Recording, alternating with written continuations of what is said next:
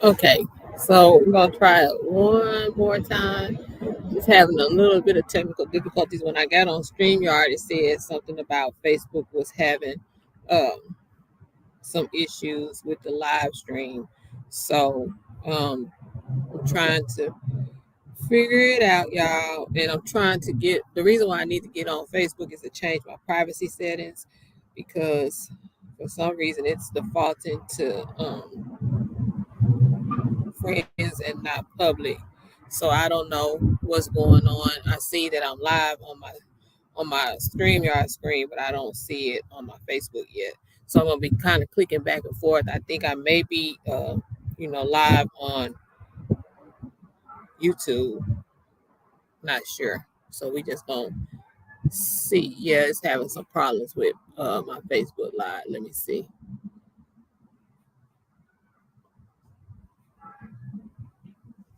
Try it again. Okay.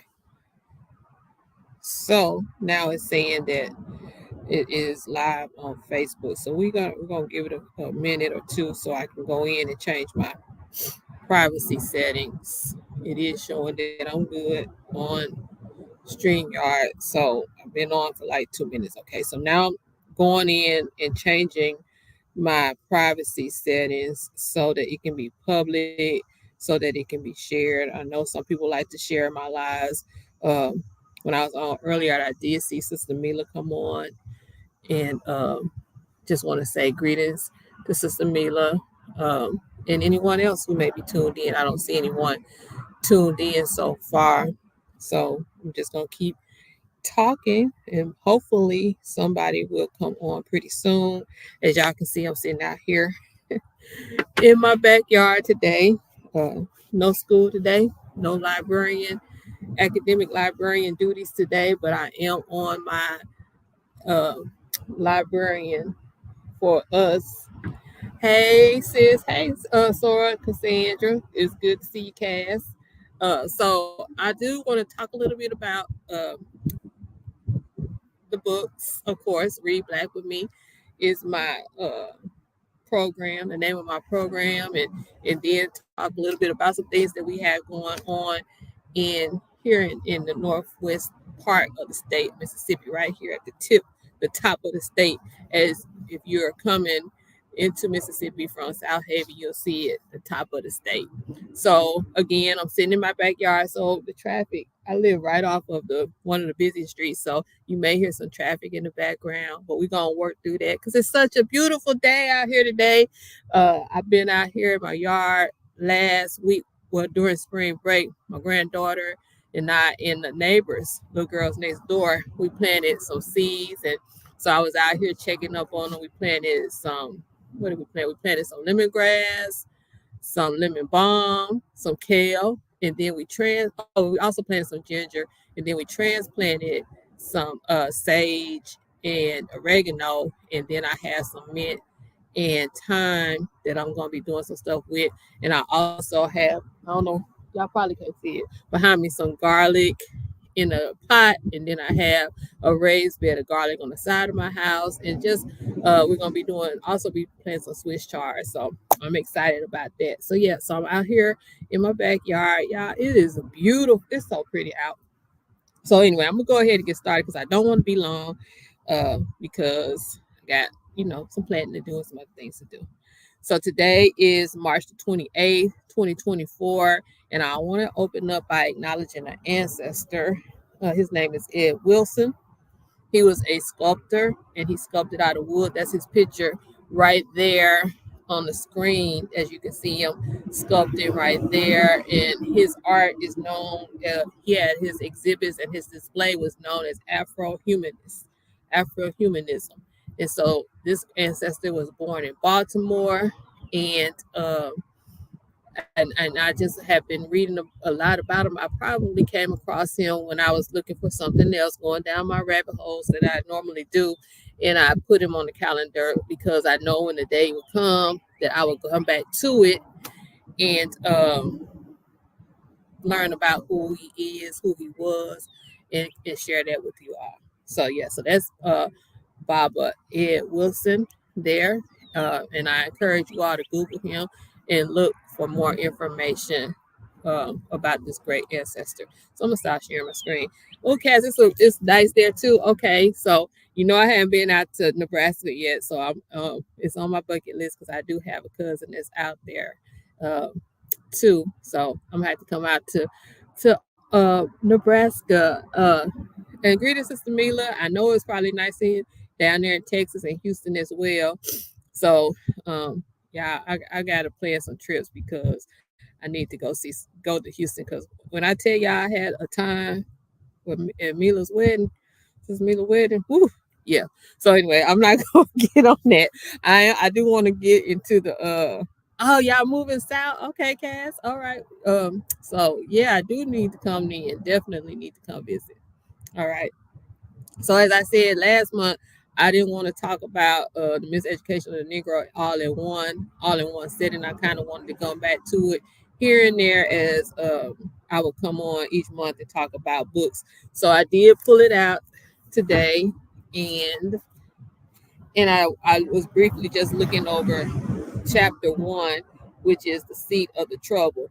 And basically the my summation of the chapter is that it all begins when we start our public schools, right? And we are being miseducated, or we are not being truthfully educated as well. And it had gotten so bad, and to the extent when he was working with different educators in his field, he noticed that it had gotten so bad that we didn't even want to learn about ourselves.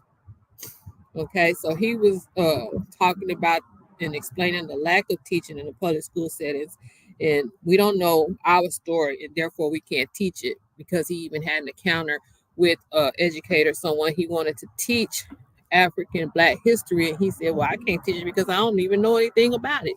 And so, at this time, especially when the narrative was really controlled, um, the images and the imagery of Black folks was really stereotypical, and it said that no one thought of the race as they only thought of it or taught us as a problem or dismissed as a little consequence. So yeah, man, that's why we had to take our stories black, take them black. So one thing though that he was talking about was, even in Black schools, this was a problem. And so that's what I talk about too. You know, even in Black schools that have predominantly Black faculty and students, you can still create a culture, right? You can create a culture of expectations. You can create a culture of learning. You can create a culture of us and portraying us in positive light. And this is why HBCUs, are so important, because school is a socialization process as well as more of a socialization process, I would say, than a learning space. And so, you can just start putting up the imagery, doing things that are cultural, and just making us aware of our culture. Because sometimes, we even in these spaces we don't know. But I will say that HBCUs, you're gonna definitely lead with some culture, right? So yeah. So I do want to read the bottom of page 5 as well, just to kind of summarize what the chapter is about. Remember, chapter 1 is the seat of the trouble. So he says,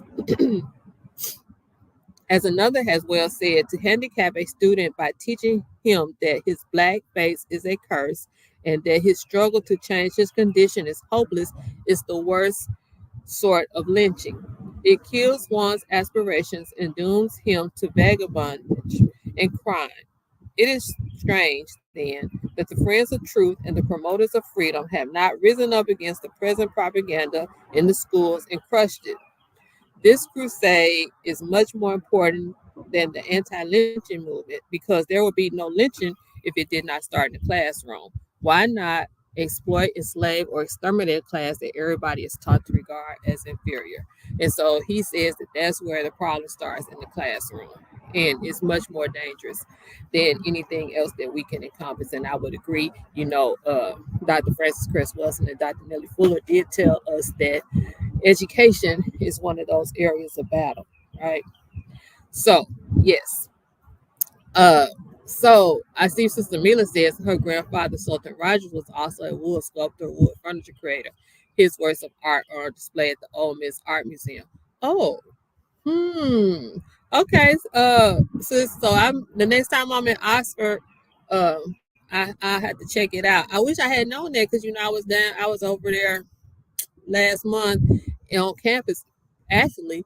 And if I would have known it, I would have gone by. But maybe I'll call Kara one day and we can go over there and take a look. So yes. So yeah, and then so Sister Mila and Sister Cass, I'm thankful that y'all are on today to hear me speak, so to speak, and talk about something that I love to talk about, and that's Black folks. Okay. So now the wind want to blow. As soon as I came out here, y'all, it was nice and peaceful. Your birds were chirping, the squirrels were running around. Now the wind won't stop blowing because I want to. I got papers and stuff. But anyway, so I do want to talk a little bit about this book, Black AF History by Michael Harriot. I would definitely. First, I want to say it's a thumbs up, and I would definitely recommend this book. Okay, the subtitle is "The Unwashed History of America," and Michael Harriot um, is a commentator. He's a writer. It says he's a political commentator on MSNBC and CNN, and then he also, I think, has written for the Griot. But he adds a flavor of comedy uh, to his writing. And so, at some points I was laughing, and some points I was like, oh man, it might be even better if, he didn't try to put that comedy in it, because this is really a serious subject matter, but it does add a different flavor to the writing. So he goes into detail. He starts with, of course, letting us know that, we traveled the globe, as a lot of us already know, and that of course we were already here, and we had kind of created a peace.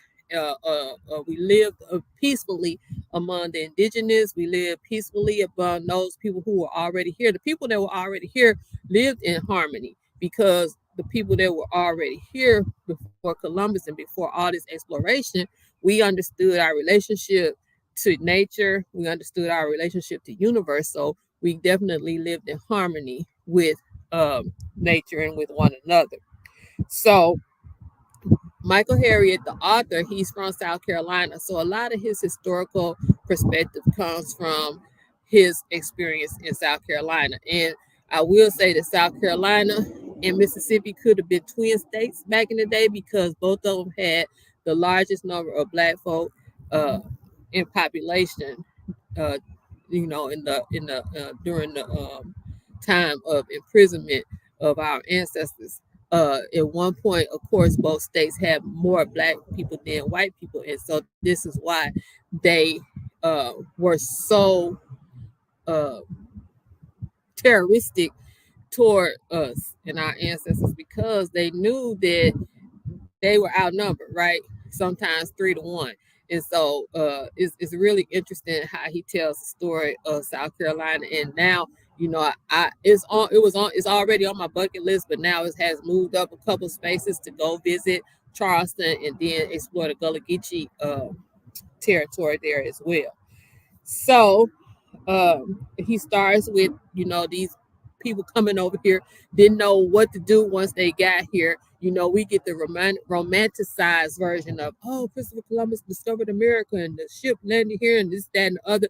But he tells it like it really happened, that these people didn't even know how to survive. They had no survival skills. They couldn't hunt, they couldn't plant, they couldn't feed themselves. A lot of them starved to death because of that. And so you don't hear that version of it, but that's how he starts. He starts with that version of it, just giving you the naked truth about how ugly things were for these people who didn't know they tail from the hole in the ground, right? And so, we often hear that, these countries, these European countries, sent their worst over here. And sometimes the worst didn't even want to come, because they knew that these people were coming over here starving to death and just really barely surviving. So he starts with that, and then he gives us a whole timeline of historical events until we get to present day. I'm not going to go through all that, but I do want to throw out some names, and I will add these names in the chat when I finish. But some of these names I knew, and some of them I didn't. And some of these stories are fascinating. I'm telling you, our stories, our stories, our stories. This is why it's so important that we learn our story so that we can be encouraged, inspired, and grounded to continue the great work.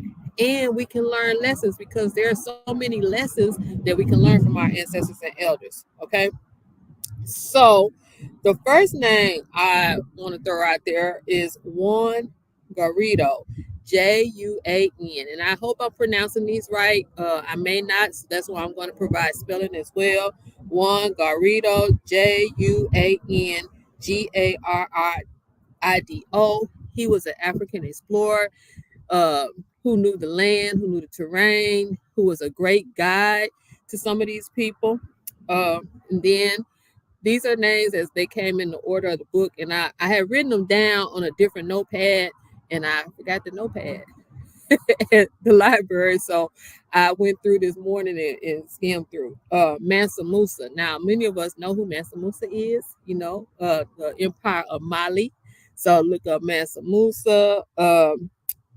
We have the rice industry. So that was one thing we had learned at the culture center with Brother Simbo. He had taught us about how rice made its appearance into the states. And then when I was reading High on the Hog by Mama, her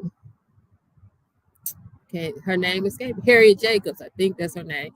But you have seen the Netflix series as well, docu-series as well, High on the Hog. She gives a thorough history of rice and how it developed and created the wealth in South Carolina, in Charleston, South Carolina. And the rice industry, in this book, you learn that it was women, African women, who really were instrumental in creating the rice industry there in South Carolina. And so that is fascinating to me. And it was something that I really watched like 3 or 4 times when I was watching the first season of High on the Hog, because they do visit Charleston and they talk about the wealth that was created during the rice industry, because at one time that part of the United States was like the largest exporter of rice. So that's really interesting. And then, of course, the Gullah Geechee community and culture was created around that. And the Gullah Geechee is really, really interesting to me. And that's why I'm going to be making my trip down to visit and really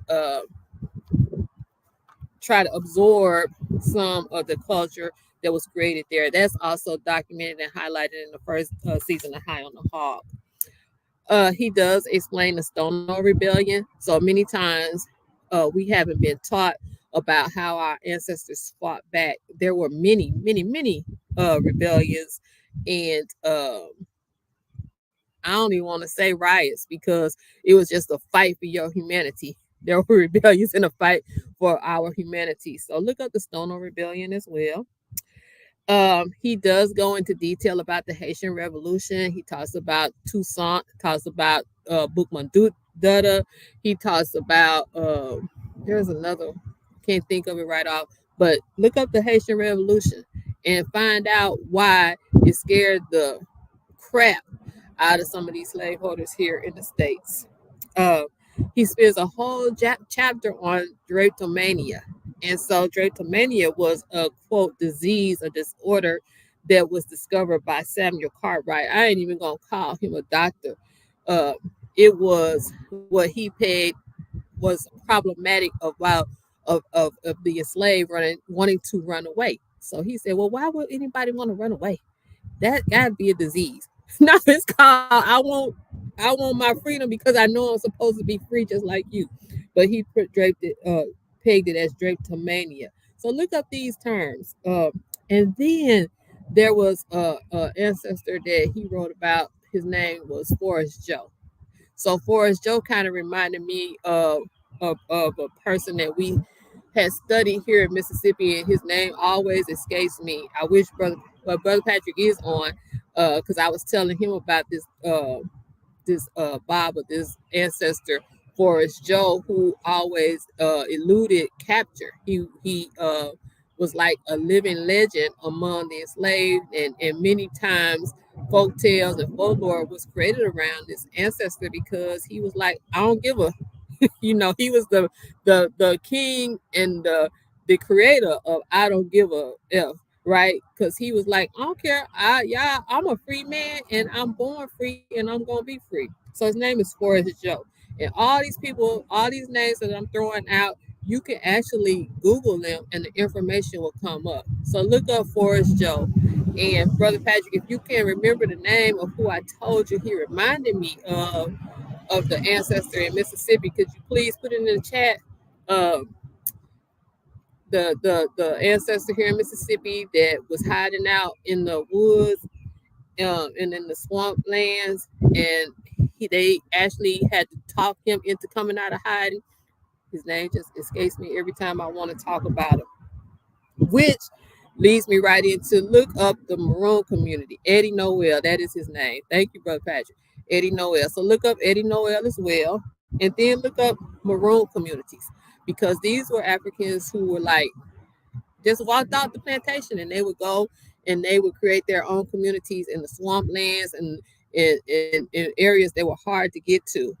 And a lot of times we only think of the maroon communities as in Haiti, but they were actually here in the States as well, mainly in the South Carolina area.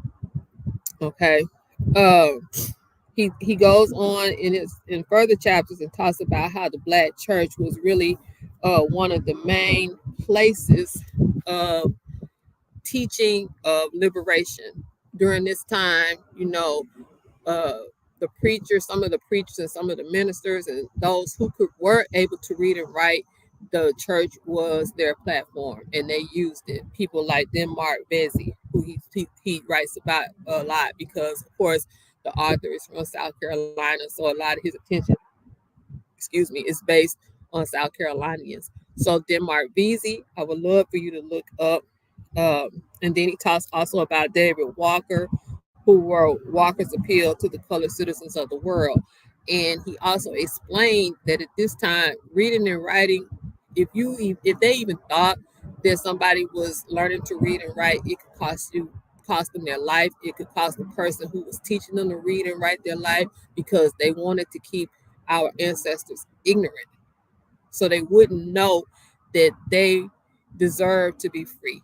They wouldn't know how to get themselves free. Some of them, it's ingrained in the DNA, but when you are able to process and think critically, that's why I always talk about reading and being literate is the ability to read, write, and think critically. Because sometimes you can have information you don't even know what to do with it because your thinking has been so controlled.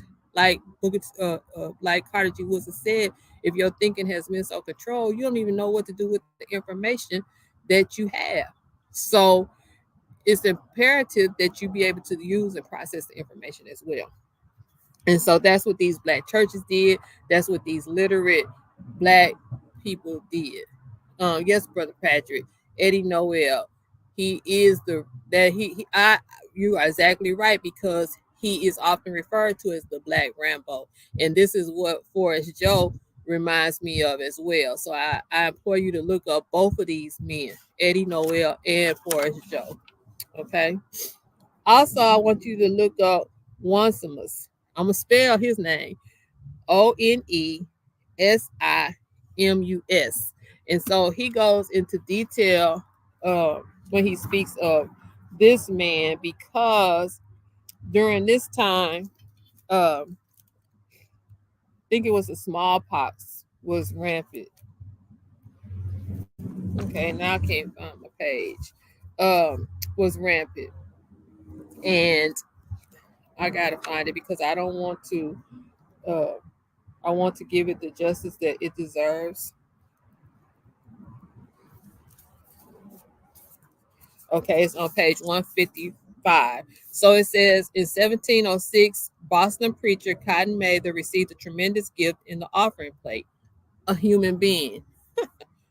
Yeah. When Mather opened his tithes envelope and saw the blessing, he said it was a mighty smile of heaven upon my family, and decided to name the newly arrived African Onesimus after a biblical slave. One would have to think that Onesimus found Mather to be a little dim-witted. After all, Mather wanted Onesimus to worship some white man named Jesus, who apparently hated witches and gave away slaves on his birthday.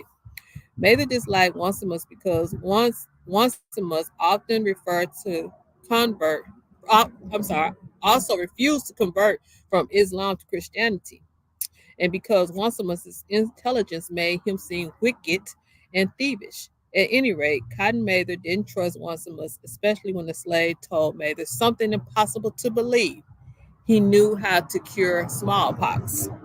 At that time, the disease was ravaging the colonies. When Mather asked his smart-mouthed slave if he had contracted smallpox, Onesimus answered yes and no.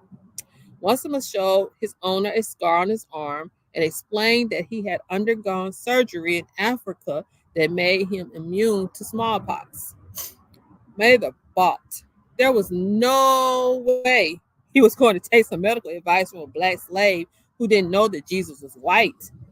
Then in 1716, Mather was reading Dr. Emmanuel's writing, Philosophical Transactions. He was extolling the virtues of inoculation from Constantinople, which was under the Muslim rule. And so it goes on to just talk about how, at first, when he didn't believe that this African had actually um, created an antibiotic on his own by using his own body, basically where they got vaccinations, the science of vaccines from, he started reading and he realized that it was possible. So he would go on and get the credit for this.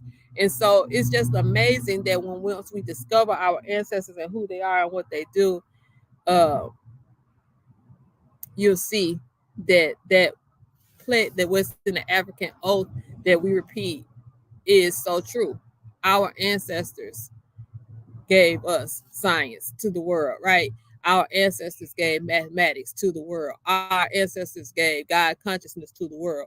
And so I just wanted to share a little bit of that story because I had heard snippets of it before, but he writes about it in detail in this book. It's on page 155 and 156. All right. Onesimus. And I don't know again if I'm pronouncing these names right, so I will spell them as well. Okay. So a few other names that he mentions is Robert Smalls, one of the first senators. He represented South Carolina right after the Civil War during Reconstruction. He also writes about the Colfax Massacre down in Louisiana, and he speaks about the complicated caste system that was in New Orleans as well during this time. The Hayes Compromise, 1877. A lot of times we wonder what happened to our 40 acres and a mule. Look up the Hayes Compromise, 1877. I haven't heard anyone explain it so eloquently and as detailed as Dr.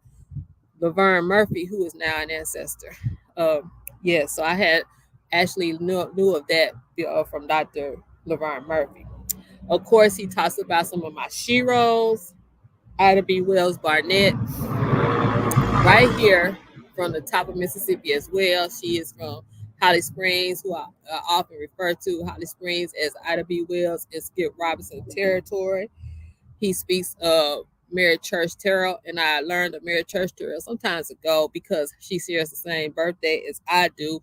But I learned of her in great detail when I was reading this book, Black Fortunes, because her father, Robert Church, was a prominent businessman in Memphis. And if you are familiar with Memphis, you know that there's a park named after him, the Robert Church Park, across the street from the FedEx Forum. So Mary Church Terrell, she was adamant women's suffrage, specifically for Black people. Then also in this book, I learned about Mary Ellen Pleasant, and he writes about her in Black as Fuck as well. But Mary Pleasant was a millionaire. Her where she was born and all that is kind of sketchy, but she did go out west and settled out west right before the gold rush, and she was a millionaire, and she used her money to uplift Black people. And that's one thing that Carter G. Woodson talks about in the Miseducation of the Negro in chapter 1, is that many times when we obtain our education, we don't know how to use it for to uplift Black people. And so that's something that, we have to really start thinking about as well. Dr. John Henry Clark says, take what you do best and do it for your people. And so we had to learn how to tweak that skill set specifically for us. Okay. He talks about Callie Guy House. Callie Guy House. I had never heard of her, but for people who speak about reparations, she was one of the ringleaders when it comes to reparations. So I'm gonna put all these names in the chat when I finish. Um, and one of my favorite people in the world, he speaks about Mama Ella Baker. Mama Ella Baker, of course, is from Virginia, and she was one of the founders of SNCC, the Student Nonviolent Coordinating Committee, who spent a lot of time here in Mississippi, specifically in the Delta. She was a great organizer. Mama Ella Baker, her famous speech, "More Than a Hamburger," when she learned about the students protesting, she knew that the youth were going to be instrumental in the liberation of Black folk. He writes about ancestor named Amelia Bonton, uh, very heavily involved with the NAACP, Mama Warrior as well. Mama Mary McLeod Bethune. Most of us know who she was, and that she has a legacy of the Bethune Cookman College in Florida. But she also was instrumental in the development of the Black economy, especially when it came to our Black veterans. So again, I do recommend this book. Then he does spend a little time talking about Mama Rosetta Tharpe. Mama Rosetta Tharpe. I learned about her a few years ago. She's from Cotton Plant, Arkansas, and that is over in the northwest part of the state. I actually know a couple people went to college with a couple sisters from Cotton Plant, but she was. He says that she supersedes Chuck Berry with the guitar and the rock and roll sound. So just look these people up as I write their names down and look them up as I list them off. Okay. Um, and of course, we all know who J. Edgar Hoover is, right? So he was the inventor of COINTELPRO, but he gives us some background on how he became J. Edgar Hoover and how he worked so hard to keep Black men, or the next Black Messiah,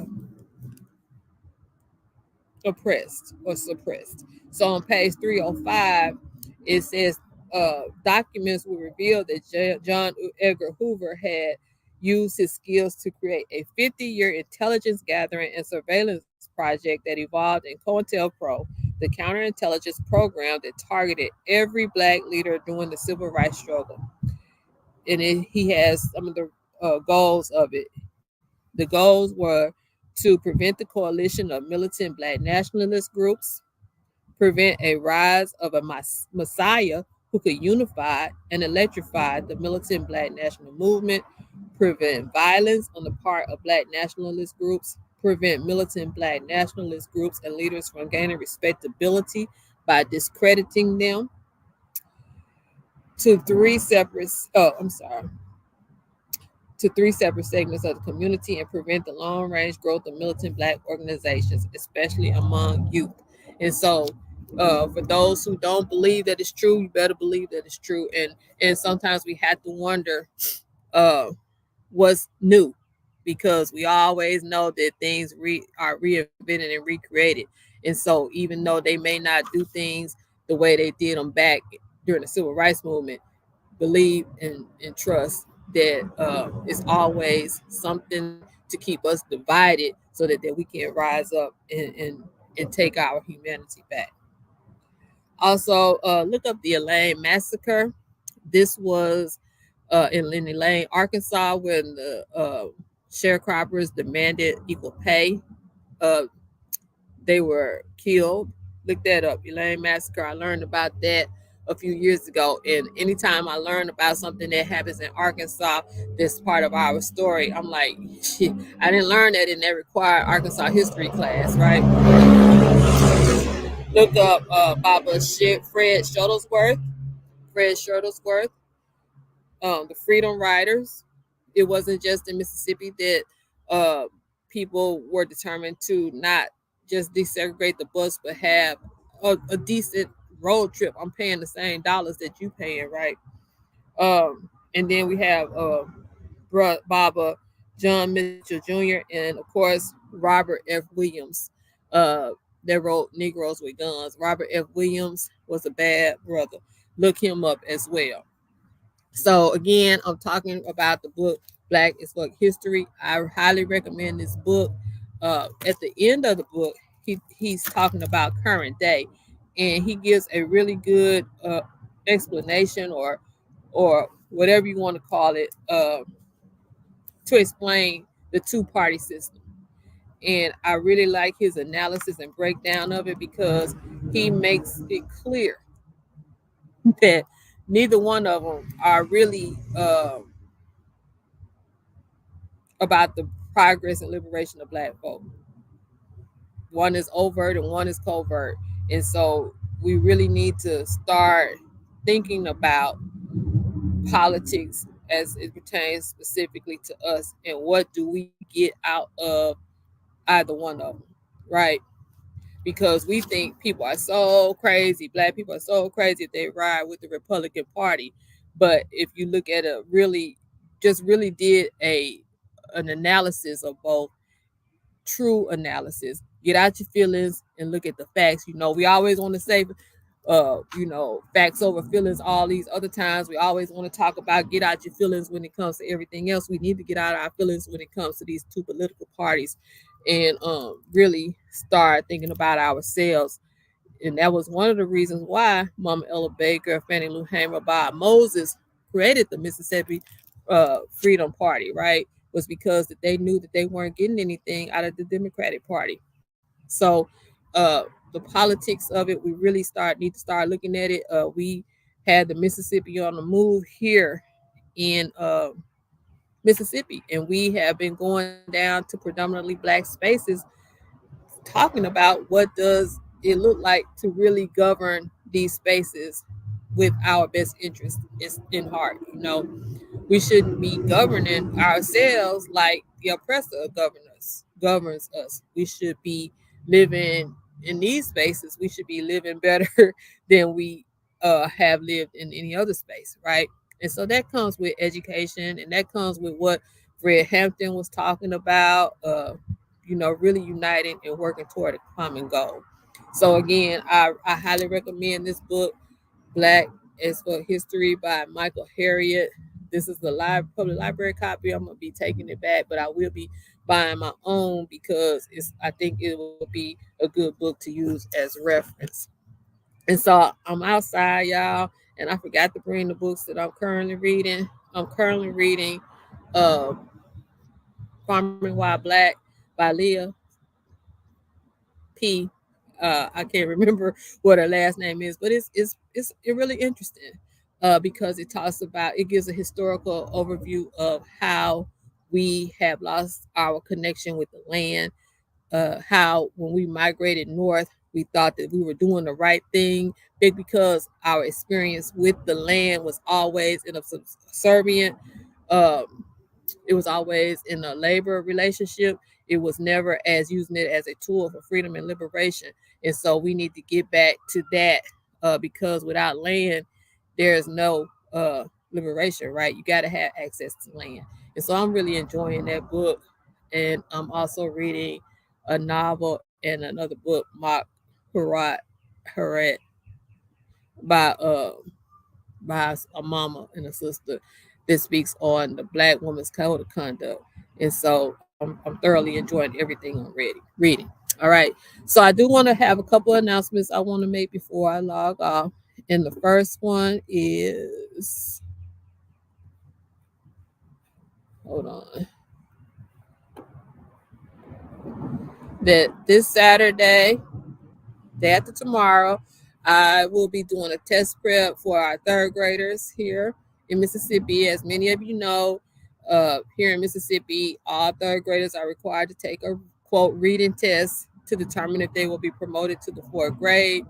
They do have three test dates. So the first date, they have a window of the first 2 weeks in April, and then those who don't pass will have another opportunity to take it again, and then another in the summer. So what I'm going to be doing Saturday is going over the features of the test, talk a little bit about strategies, and talk about the format of the test because the test is will be computer based, and so there are some features that the students can use to help them pass the test. Uh, there are also a couple of practice tests on the Department of Education, Mississippi Department of Education's website. We'll look at those so that they can see, how the test will be worded and some of the tools that they can use to underline and highlight passages, things of that nature. So I'll be at the center this Saturday at 12 noon, and we're going to be going over some tips. We're going to be talking about that test because I'm gonna tell you, as an adult, if you go to the Mississippi Department of Education's website and take these practice tests, you will be like, man, this is some straight up foolishness. Because your child could be a straight A student, be on the honor roll every 9 weeks, and if they don't pass this test, they'll still be retained. But we're gonna talk about how to take this test because there is such a thing as test anxiety. They know it. They know it. These institutions have actual offices dedicated to students with disabilities, and that is one of the disabilities that they service is students who have problems taking tests, students who have test anxiety and things of that nature. So we're just going to be talking about what they can do as third graders, as children, as our babies, to be successful in taking this test. So that is this Saturday, and let me know if you would like some more information about that because I'm always available to help our babies. It's about our future, and that's one of the things that we got to start doing is really thinking about how to equip our children to be the best as they are. Also, next Saturday, April 6th, we'll be in Holly Springs, Ida B. Wells, and Alfred Skip Robinson territory. Back in January, the MLK Day of Service had to be postponed. So they have rescheduled it for April 6th. And April 5th, we know is the day that Dr. King was assassinated. So the date is relevant. So I hope to see y'all there. The time is from 12 to 5, and it's going to be at the Oak Palace, which is owned by our good brother and sister, Twan and Rolanda Lester. I'm excited. I'll be representing several organizations: Elmer Geronimo Pratt Gun Club, Ashe Academy, Black Liberation Movement, Mississippi on the Move, and I will be speaking as well. So if you can, please meet us there next Saturday, April the 5th. All right. So one last thing. For those who have made a monthly commitment to supporting Ashe Academy with only $10 a month, y'all, I don't ask for $10 a day. I don't ask for $10 a week. I just ask for $10 a month. And what that $10 does, it helps us keep our safe space open in Coldwater. It also helps us reach students throughout the United States. Every Tuesday, we meet and we read. And we actually furnish the books. Your commitment helps us furnish the books that these scholars are reading. They take turns reading every Tuesday. Right now, we're reading a book titled My Day with the Panier, and they're learning about the market in Port-au-Prince, Haiti. And they're following a little girl named Fallon who ties her head wrap on, and she's learning how to carry the basket on her head and market. And so now they're reading that book. We just finished a book about Carter G. Woodson and Fannie Lou Hamer. And they read out loud, they encourage each other, they clap for each other. And I have seen tremendous growth in these scholars. So I do appreciate everyone who makes that $10 commitment. And so for March, those who have made their commitment already in March, I am pulling for this book right here, Reading Black Books. Okay. And the subtitle is How African American Literature Can Make Our Faith More Whole and Just. And it is edited by Claude Atchell. Okay.